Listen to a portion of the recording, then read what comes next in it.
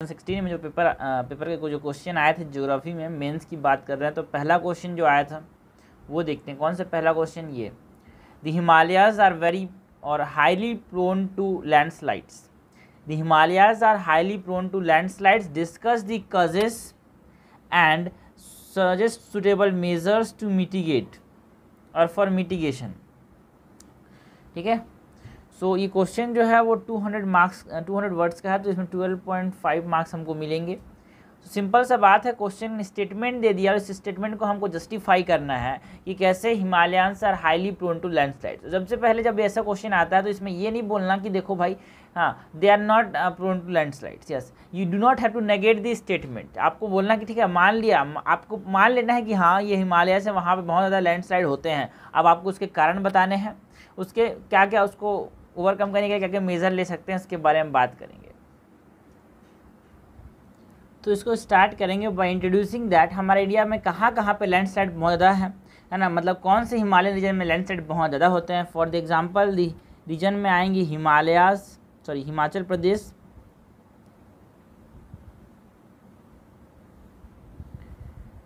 उत्तराखंड। इन एरियाज़ में क्या होता है, बहुत ज़्यादा लैंडस्लाइड देखने को मिलते हैं। ओके, उसके बाद ये कारण बताएंगे कि कारण क्या है, इसको इंट्रोड्यूस कर दिया। इसको जब बॉडी में जाएंगे तो बॉडी में कारण बताएंगे, what are the causes for the landslides in Himalayas. तो सबसे पहले बताएंगे कि बिकॉज यहाँ पे ये क्या है, ये यंग फोल्ड माउंटेन है, there are young fold mountains. ठीक है, यंग फोल्ड माउंटेन्स है, तो इसमें इसकी वजह से क्या होता है, यहाँ पे सिस्मिक एक्टिविटी देखने को मिलती है।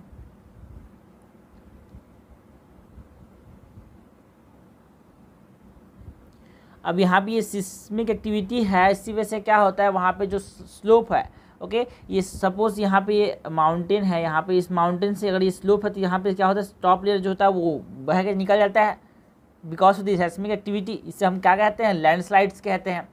पहला कारण तो ये हो गया। दूसरा कारण is the steepness of the slope.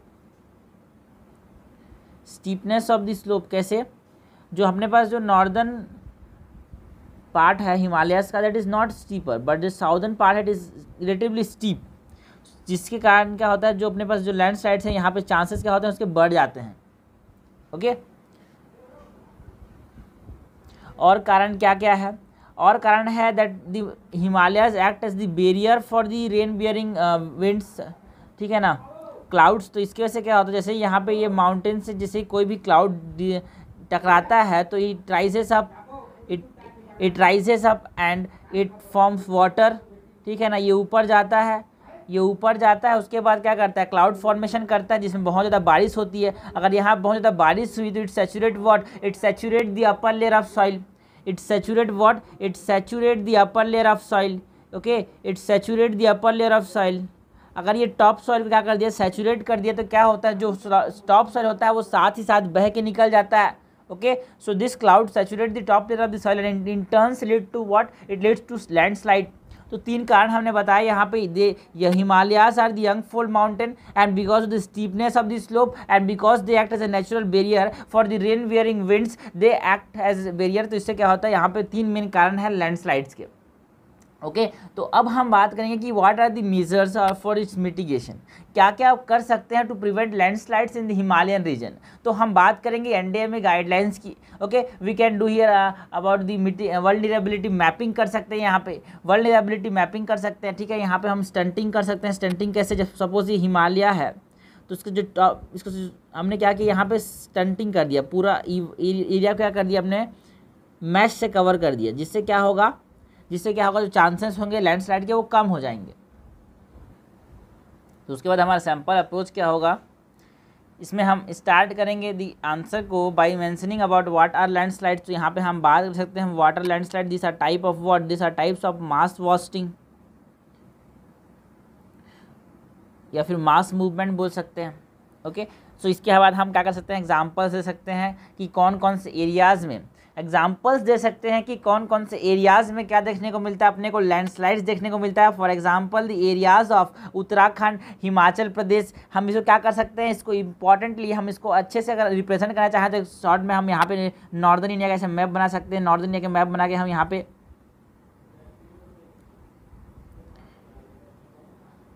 यहाँ पे क्या कर सकते हैं, हाँ ये एग्जांपल में बना कि यहाँ उत्तराखंड हिमाचल प्रदेश वैसे लोकेट कर सकते हैं, जिससे क्या होगा अपने आंसर पे एक ऑथेंटिसिटी आए, एक प्रेजेंटेशन डेवलप हो। तो इंट्रोड्यूस ऐसे कर दिया। उसके बाद हम बात करेंगे, है ना, Himachal Pradesh and Uttarakhand are more prone to landslides. ऐसे नहीं बोल सकते कि सिर्फ only this are prone to landslides, they are more prone ऐसे।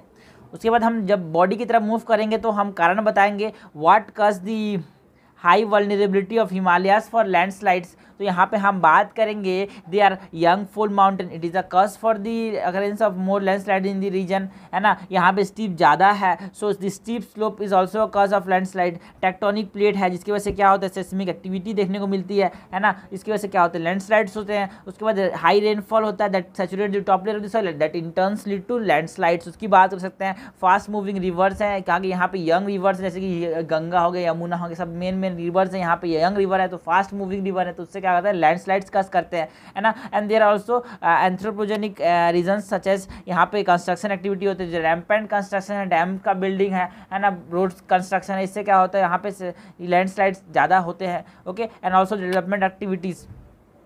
उसके बाद हम बात करेंगे some of the mitigation measures की, क्या क्या हम ले सकते हैं to prevent them to prevent landslides. Okay, तो यहाँ पे हम जोनेशन कर सकते हैं, हैजार्ड जोनेशन मैपिंग कर सकते हैं, स्टोप स्टेबलाइजेशन कर सकते हैं, एफॉरेस्टेशन कर सकते हैं। Okay, so rock enforcement measure and also we can improve here drainage improvement. जो इम्प्रूव है ना, जो हमने ठीक से ड्रेनेज जो बनाया नहीं है, जो नदी है ठीक से उसको ड्रेनेज को इम्प्रूव कर सकते हैं, जाम होने से रोक सकते हैं, जिससे क्या होगा, लैंडस्लाइड्स के चांसेस कम होंगे। एंड हम यहाँ पे NDMA के गाइडलाइंस दे सकते हैं, like training and capacity building measures and setting up early warning system.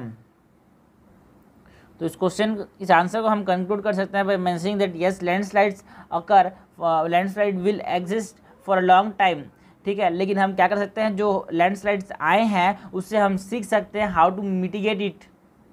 Okay, how to mitigate it, उसको सीख सकते हैं उससे, एंड प्रिवेंट इट, है ना, हो सके तो प्रिवेंट कर सकते हैं। सो इसके लिए हम क्या कर सकते हैं, we can prepare about preparedness की बात कर सकते हैं, अवेयरनेस जनरेशन की बात कर सकते हैं to tackle this devastating effect of landslides. So in this way we can conclude the answer.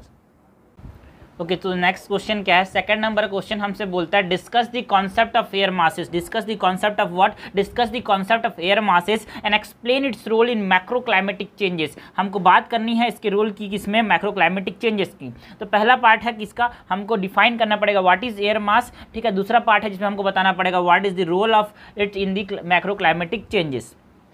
ठीक है, सो 12.5 मार्क्स का क्वेश्चन है, 200 वर्ड्स में हमको इसको आंसर करना है। तो सबसे पहले जब हम इसको इंट्रोड्यूस करेंगे तो हम बताएंगे what is air mass. Okay, सबसे पहले बताएंगे what is an air mass. So an air mass is a collection of airs volume that has a homogenous temperature, homogenous humidity, homogenous pressure.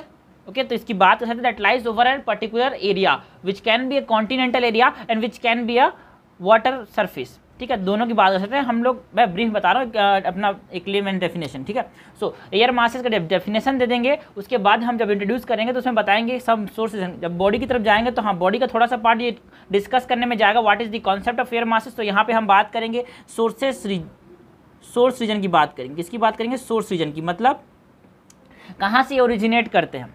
ठीक है ना, जैसे ये लैंड से ओरिजिनेट करते हैं तो रिलेटिवली ये क्या होंगे, ड्राई होंगे। ठीक है ना, अगर यहाँ पे नीचे में इनके क्या है, वाटर सरफेस है, तो यहाँ पे क्या होगा, they have relatively high humidity. ठीक है, मॉइस्चर कंटेंट उसमें ज़्यादा होगा। तो ये सब बात कर सकते हैं, जैसे कि हम यहाँ पे एवरिएशंस की बात कर सकते हैं। A means what, A means Arctic air mass, A means what, A means Antarctic air mass. Okay, C, small c means continental air mass. Okay, small m means maritime air mass. Capital T means what, capital T means tropical air mass. capital E means equatorial air mass. और capital P means polar air mass और polar region का air mass. Okay, तो ये एब्रिएशंस की बात कर सकते हैं हम। हाँ, हम और भी ये बात कर सकते हैं कि जैसे इसका रोल है है ना, इसका रोल की बात कर सकते हैं। इसका रोल किसमें, हम लोग ये पार्ट हो गया अपने पास कॉन्सेप्ट ऑफ एयर मास जब हमने बता दिया, उसके बाद हम बात करेंगे its role in the macro climatic change. हम यहाँ पे बात कर सकते हैं कि जब जो मैरीटाइम एयर मास होता है, जो मैरीटाइम एयर मास होता है जिसके पास रिलेटिवली हाई मॉइस्चर कंटेंट होता है, जब वो एक लैंड को विटनेस करता है तो it leads to what, rainfall. Okay, हम यहाँ पे और भी बात कर सकते हैं कि कैसे टेम्परेट साइक्लोन्स का फॉर्मेशन होता है जब दो एयर मास आपस में कोलाइड करते हैं तो। ओके, हम यहाँ पे बात कर सकते हैं कि कैसे कोल्ड फ्रंट्स के अंदर किसका फॉर्मेशन होता है। In the cold fronts there is formation of cumulonimbus cloud.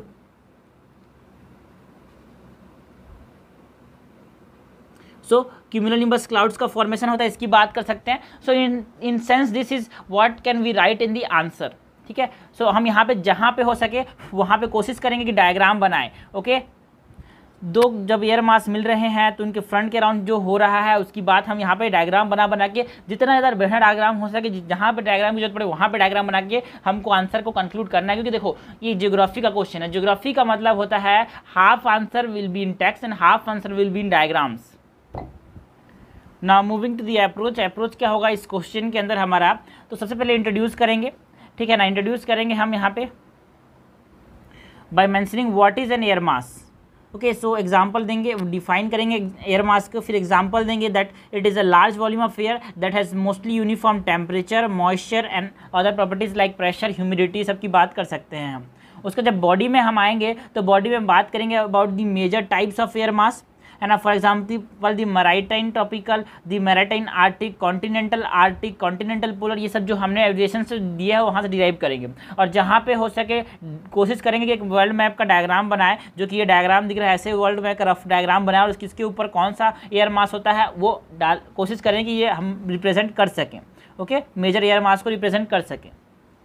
उसके बाद हम बात करेंगे how what are the roles of air masses in the macro climatic changes, जैसे कि formation of temperate cyclones occur due to this air masses जो collide करते हैं तो ये बनते हैं। ओके, ट्रॉपिकल साइक्लोन्स का फॉर्मेशन होता है ना। So role in the climatic region, जैसे कि लॉरेंशिया टाइप ऑफ क्लाइमेट जो होता है उसी की वजह से होता है, फ्रंटल रेंज जो होते हैं उसी की वजह से होते हैं, सबकी हम बात करके कंक्लूड कर सकते हैं। सो जो हम कंक्लूड करेंगे तो बताएंगे yes they are important. Okay, the understanding of that are very important because ये जो है डे टू डे लाइफ को अफेक्ट करते हैं, है ना। सो ये वेरी इंपॉर्टेंट है। इसके बाद हम बात कर सकते हैं कि ओके ये अपने पास नॉलेज जो है वो अभी लिमिटेड है तो इसको हम और भी एक्सपांड करके बेटर हमारे नॉलेज को गेन कर सकते हैं, जिससे हम क्या कर पाएँ अपने जो लाइफ है उसको बढ़ा सकें, इंप्रूव कर सकें। ओके, सो इस प्रकार से हम एक छोटा सा कंक्लूजन दे देंगे। ओके, जो नेक्स्ट क्वेश्चन है it is saying that the effective management of land and water resource will drastically reduce human miseries. Explain. हमको बात करनी है किसकी, लैंड एंड वाटर रिसोर्स की, इसके मैनेजमेंट की बात करनी है। तो इस क्वेश्चन में हमकी बात किसकी करनी है, हमको बात करनी है ह्यूमन मिसरीज की, कि कैसे जब हम इफेक्टिव मैनेजमेंट करते हैं लैंड का और वाटर रिसोर्सेज का तो हम क्या कर सकते हैं, रिड्यूस कर सकते हैं ह्यूमन मिसरीज को, ह्यूमन सफरिंग्स को। तो यहाँ पे हमको बात करनी पड़ेगी कि ह्यूमन मिसरीज के अंदर आता क्या है। सो ह्यूमन मिसरीज के अंदर फ्लड्स आते हैं। ओके, ह्यूमन मिसरीज में फ्लड्स मतलब अर्बन फ्लड्स की बात कर रहे हैं यहाँ पे। ओके, ह्यूमन मिसरीज के अंदर ड्रॉट्स आते हैं। ह्यूमन मिसरीज के अंदर डेजर्टिफिकेशन आता है। सो कैसे हम जब इफेक्टिव मैनेजमेंट करेंगे लैंड एंड वाटर रिसोर्सेज का तो जो मिसरीज हैं लाइक फ्लड्स, ड्रॉट, डेजर्टिफिकेशन, इनसे हम बच सकते हैं, इसकी बात करनी है अपने को क्वेश्चन। ओके, तो इस क्वेश्चन में हमारा अप्रोच क्या होगा, इंट्रोड्यूस करेंगे आंसर को बाय मेंशनिंग, है ना, कुछ स्टेटस की बात करेंगे यहाँ पे, such status of some status of current exploitation of land and water resource across the globe. Okay, so यहाँ पे हम बात कर सकते हैं डिफॉरेस्टेशन की, ओवरग्रेजिंग की, है ना। एग्जांपल के तौर पे डेजर्टिफिकेशन की बात कर रहे हैं, वाटर स्ट्रेस की बात कर रहे हैं, पॉल्यूशन की बात कर रहे हैं। So this are what, this are, है ना, this are the way to introduce the answer. Current status की बात करके हाँ भाई देखो बहुत ज़्यादा अपने यहाँ ओवर एक्सप्लॉयटेशन हो रहा है लैंड और वाटर का, जैसे कि डेजर्टिफिकेशन का एग्जांपल, वाटर स्ट्रेस का, पॉल्यूशन का एग्जांपल देखिए हमने जब इंट्रोड्यूस कर दिया उसके बाद जब हम बॉडी की तरफ जाएंगे, 200 वर्ड्स का क्वेश्चन है ना, सो 200 वर्ड्स का क्वेश्चन है तब 200 वर्ड्स में अपने को लिखना पड़ेगा। तो जब बॉडी की तरफ जाएंगे तो हमको यहाँ पे क्या बताना पड़ेगा, हाँ we have to talk about the ways for what, ways for the effective management of land resource, कि कैसे हम लैंड रिसोर्स का इफेक्टिव मैनेजमेंट कर सकते हैं, इसकी बात करना पड़ेगा। तो सबसे पहले हम बताएंगे कारण क्या है, ठीक है ना, what are the causes for the land degradation, ठीक है ना, वाटर डिग्रेडेशन का जो वाटर रिसोर्स जो है उसका एक्सप्लॉयटेशन का कारण क्या है, तो फर्टिलाइजर का एग्जांपल देंगे यहाँ पे कि कैसे फर्टिलाइज़र का बहुत ज़्यादा इस्तेमाल से, है ना, ओवर इरीगेशन के बहुत ज़्यादा होने से क्या हो रहा है, जो top layer of the soil है it is degrading day by day, ठीक है ना। तो ये सब चीज़ दिक्कतें हैं। हम बात कर सकते हैं how the deforestation and over grazing is leading to the desertification. Okay, so ये सब की बात कर सकते हैं हम। उसके बाद जब हम इसके इफेक्टिव मैनेजमेंट की बात करेंगे तो यहाँ पे इफेक्टिव मैनेजमेंट में हम बात करेंगे सस्टेनेबल अर्बन प्लानिंग की। ओके, ड्राई लैंड फार्मिंग की बात कर सकते हैं यहाँ पे हम। ड्राई लैंड फार्मिंग जब हम करते हैं तो क्या होता है, ज़्यादातर जो एरिया होता है it is under vegetation cover, है ना। ड्राई लैंड में हम लोग जो ऐसे क्रॉप का इस्तेमाल करते हैं जो कि ज़्यादा पानी इस्तेमाल नहीं करते, तो वेजिटेशन कवर रहता है हमेशा, मतलब मैक्सिमम टाइम पे, तो जिससे क्या होता है जो top layer of the soil होता है वो मेंटेन रहता है, तो सॉइल इरोजन के चांसेस कम हो जाते हैं, है ना। सॉइल इरोजन के चांसेस कम हो जाते हैं, डेजर्टिफिकेशन के चांसेस कम हो जाते हैं। और क्या कर सकते हैं यहाँ पे हमें और भी बहुत सारे तरीके बता सकते हैं for the effective management of land and water resource. For example यहाँ पे तो हम लैंड रिसोर्स की बात कर रहे हैं, फॉर एग्जांपल यहाँ पे प्रॉपर लैंड एलोकेशन कर सकते हैं फॉर द एग्रीकल्चर, है ना। जैसे कि हम जैसे कि यहाँ पे हम बात कर सकते हैं ऑर्गेनिक फार्मिंग की। Okay, here we can talk about the organic farming and also हम एफिशिएंट डिस्ट्रीब्यूशन कर सकते हैं रिसोर्सेज का, कि जहाँ पे ज़्यादा पानी निकल रहा है वहाँ से कम पानी की तरफ हम उसको भेज दें। So this are the ways, है ना, we can effectively manage the land resources. उसके बाद हम इफेक्टिव मैनेजमेंट की बात करेंगे वाटर रिसोर्सेज की, है ना, क्योंकि हमको दोनों के बारे में क्वेश्चन ने पूछा है कि दोनों के बारे में बताना है। सो उसके बाद हम बात करेंगे इफेक्टिव मैनेजमेंट, लैंड के बाद वाटर की बात करेंगे। तो यहाँ पे हमको बात करनी है कि जैसे यहाँ पे effective management of both the river water and effective management of both the ground water.